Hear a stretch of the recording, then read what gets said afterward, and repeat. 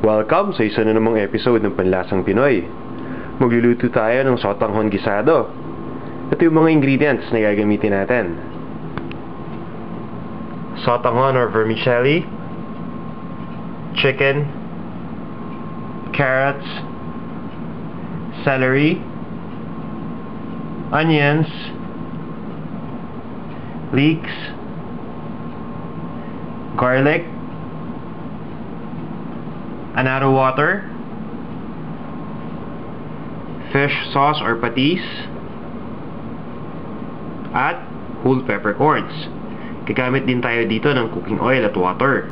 Umpisa na natin ang pagluto ng sotanghon gisado. First step, kukuha tayo ng cooking pot, lalagyan na natin to ng water, then papakuluan na natin ito. Once na kumulo na yung water, ilalagay na natin dito yung celery, yung onions. Kalahati lang ng onions ang gagamitin natin dahil later on gagamitin natin yung kalahati sa pagluto na ng mismong sotanghon gisado.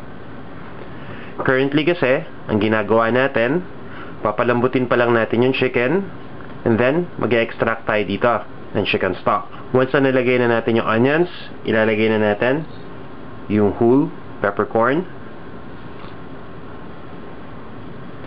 Then, papabayaan lang natin itong mag-reboil ulit and isisimmer lang natin for a few minutes.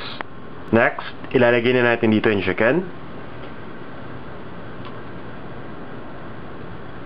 Then, isisimmer lang natin ito hanggang sa lumambot na yung chicken. After this, we'll move on to the next step. Kapag malambot na yung chicken, turn off lang natin yung heat. Then, papabayaan lang natin mag-cool down yung temperature. Once kaya na nating i-handle, si-separate lang natin yung chicken dito sa stock. Ang gagawin natin sa chicken, hihimayin natin to, tatanggalin natin yung meat, then sa-set aside muna natin. Just make sure na pati yung chicken skin tanggalin natin. Pagdating naman dito sa chicken stock, kailangan lang natin itong i-filter. Gagamit tayo ng strainer para mahiwalay yung ibang vegetables na hinalo natin kanina. After natin magawa lahat yon, we'll move on to the next step. Next step, ibababad muna natin yung sotanghon sa water hanggang sa lumambot ito. Habang binababad natin, kukuha lang tayo ng isang malinis na wok. Lalagyan na natin ito ng cooking oil at paiinitin na natin. Once na minute na yung cooking oil, isosotay na natin dito yung garlic and yung onions.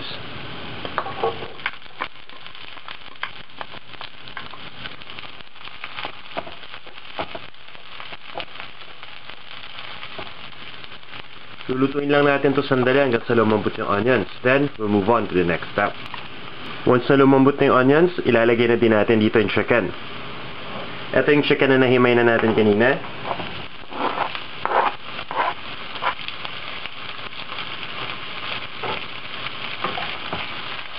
Then, lulutuin lang natin to for a few more minutes.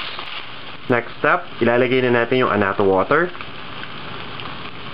Simple lang ang paggawa ng annatto water. Kailangan lang natin dito yung annatto seeds o yung atsuete. Or kung meron naman kayong atsuete powder, annatto powder, pwede rin. Kailangan lang natin ibabad sa tubig for a certain time hanggang sa maghalo na yung color sa tubig. Then, tatanggalin lang natin yung seeds. And then, annatto water na yun, yun ay nilagay natin kanina. Next, ilalagay na natin yung chicken stock. Ito yung pinagpakuluan natin kanina ng manok. Ang ginawa ko dito, finilter ko lang yung mga vegetables. Gumamit ako ng strainer.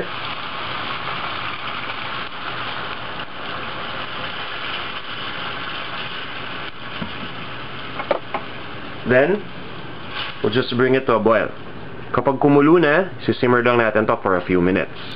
Next step, ilalagay na natin dito yung carrots and yung leeks.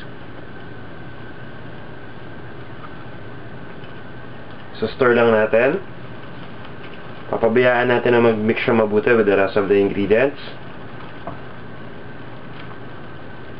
Then, kailangan nating isimmer ito ulit for a few more minutes. After that, we'll move on to the next step. Next, ilalagay na natin yung patis or fish sauce. Kung ayaw ninyo gumamit ng fish sauce, pwede din kayong gumamit dito ng salt.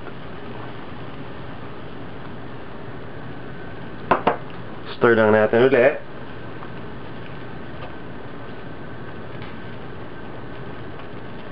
And lastly, ilalagay na natin dito yung napalambot na natin na sotanghon.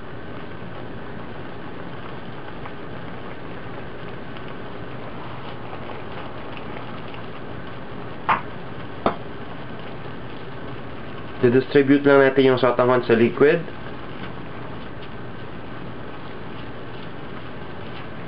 Then we'll cook this for a few more minutes.